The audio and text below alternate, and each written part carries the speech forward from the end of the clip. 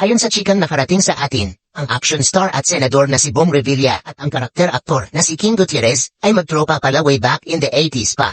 Ilang pelikula na ang pinagsamahan nila dahil parehas silang Caviteño. Lumalabas pa din si King sa Batang Quiapo. Yes, nagkatampuhan daw ang dalawa noong 2011 sa shooting ng Ampanday 2. Nangyari ito sa set ng dumalaw raw sa set nanay ni King Gutierrez. Nasalubong nito si Bong at tinanong kung nasaan si King. Kilala naman ni Bong ang ginang. Bigla raw sumigaw si Bong sa direksyon ng pahingahan ni na King. At sabay sigaw na, nandyan ba si King? Sumagot ang isang crew na, nandito bossing. Sumigaw daw ulit si Bong na, King ina mo, hindi raw ito nagustuhan ng karakter-aktor na akala niya ay minura siya ng kaibigang action star. Kaya sinigawan din niya si Bong na, King ina mo rin pre. Natahimik daw ang lahat at natensyon sa pag-aakalang magkakapikunan at magsasapakan ang dalawa. Buti na lang at sumugod ang nanay ni King sa kanya at sabay sabi sa anak na, bakit King ina mo naman talaga ako? At bigla na lang lahat ay nagtawanan hanggang nagkabati din ang dalawa. #King ina, #Bong Revilla, #King Gutierrez, #Panday 2.